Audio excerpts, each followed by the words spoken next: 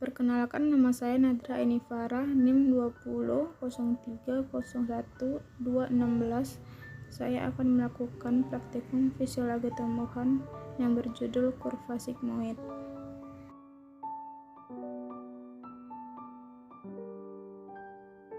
Langkah pertama, disiapkan tanah topsoil dan dicampur dengan pukan dengan perbandingan 2:1.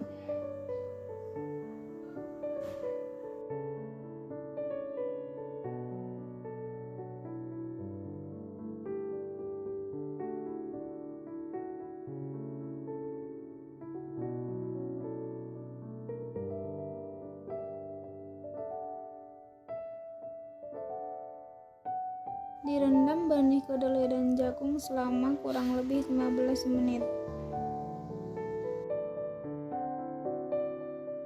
Dibuat lubang tanam sekitar 1 ruas jari. Ditanam benih masing-masing 2 benih setiap polybag dengan memperhatikan jarak antara benih. Siram polybag yang sudah berisi benih yang ditanam dengan merata.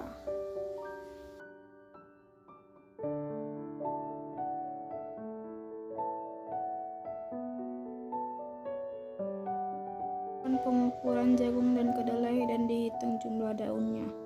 Diukur juga pada polybag kedua setiap minggunya. Disiram dengan teratur setiap harinya. Dilakukan parameter pengukuran setiap minggu pada jagung dan kedelai.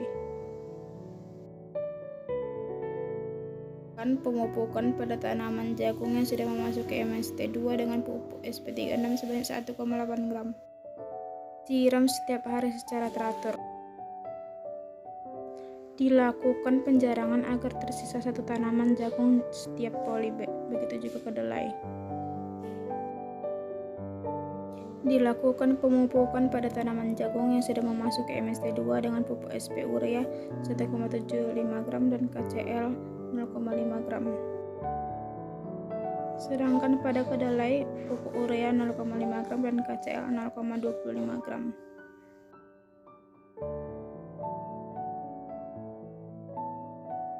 Dibersihkan gulma secara teratur. Hasil dan pembahasan. Berikut adalah tabel tinggi tanaman jagung. Tabel jumlah daun per helai jagung. Tabel tinggi tanaman kacang kedelai. Tabel jumlah daun kacang kedelai. Berikut adalah grafik kurva sigmoid tinggi tanaman dari jagung. Grafik jumlah daun dari jagung. Grafik tinggi tanaman kedelai. Grafik jumlah daun dari tanaman kedelai. Kurva sigmoid. Pola pertumbuhan tanaman digambarkan dengan kurva sigmoid.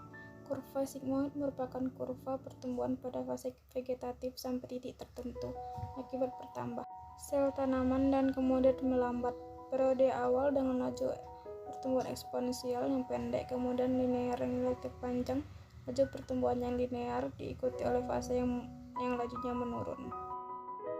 Kurva menunjukkan ukuran kumulatif sebagai fungsi dari waktu. 3 fase utama biasanya mudah dikenali: fase logaritmik, fase linear, dan fase penuaan.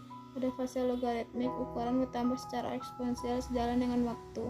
Ini berarti bahwa laju pertumbuhan lambat pada awalnya, tapi kemudian meningkat terus.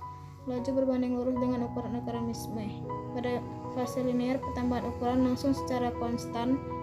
Laju pertumbuhan yang konstan ditunjuk oleh kemiringan yang konstan pada bagian atas kurva tinggi tanaman. Fase penuaan dicirikan oleh laju pertumbuhan yang menurun saat tumbuhan sudah mencapai kematangan dan mulai menua. Pembahasan berdasarkan hasil praktikum yang telah dilakukan didapatkan hasil tanaman jagung memiliki fase logaritmik. Hal ini dapat dilihat dari rataan tinggi tanaman jagung pada minggu kedua sampai minggu keempat, yaitu 44,5 cm menjadi 63 cm.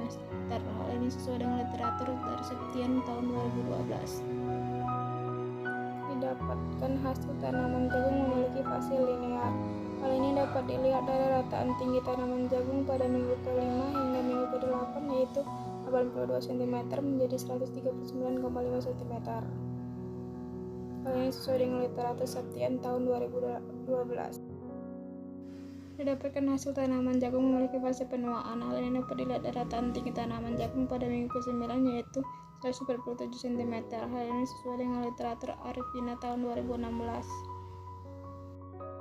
Didapatkan hasil tanaman kacang kedelai mengalami fase logaritmik. Hal ini dapat dilihat dari rataan tinggi tanaman kacang kedelai pada minggu ke-2 hingga minggu ke-4 yaitu 15,5 cm menjadi 23,5 cm. Hal ini sesuai dengan literatur Yulia tahun 2011. Didapatkan hasil tanaman kacang kedelai mengalami fase linear. Hal ini dapat dilihat dari rataan tinggi tanaman kacang kedelai pada minggu ke-5 hingga minggu ke-8 yaitu 37 jadi 61,5 cm.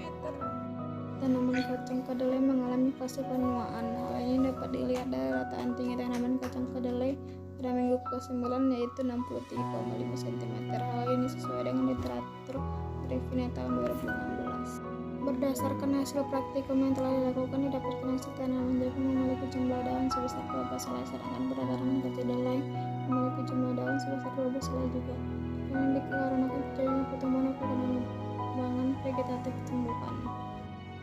Berdasarkan hasil praktikum yang telah dilakukan, didapatkan hasil kurva yang tidak berbentuk huruf S, yang berarti bahwa pengamatan tidak sesuai dengan teori yang menyatakan bahwa pertumbuhan tanaman jika dibuat kurva akan berbentuk huruf S. Hal ini mungkin disebabkan karena pengamatan terakhir daunnya belum mencapai ukuran tetap atau belum mengalami fase penuaan, walaupun laju pertumbuhan tanaman meningkat sehingga kurva tidak menunjukkan kurva berbentuk S.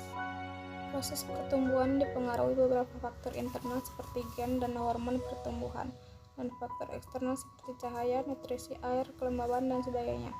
Hal ini sesuai dengan literatur Prahasta tahun 2011 yang menyatakan bentuk kurva sigmoid untuk semua tanaman kurang lebih tetap, tetapi penyimpangan dapat terjadi sebagai akibat variasi frase di dalam lingkungan. Berikut adalah dosis pemupukan pada tanaman jagung dan juga tanaman kedelai. Kesimpulan, kurva sigmoid merupakan kurva pertumbuhan pada fase vegetatif sampai titik tertentu akibat pertambahan sel tanaman dan kemudian melambat. 3 fase utama biasanya mudah dikenali: fase logaritmik, fase linear, dan fase penuaan. Dapatkan kurva yang tidak berbentuk huruf S, yang berarti bahwa pengamatan tidak sesuai dengan teori yang menyatakan bahwa pertumbuhan tanaman jika dibuat kurva akan berbentuk huruf S. Sekian video praktikum dari saya. Terima kasih.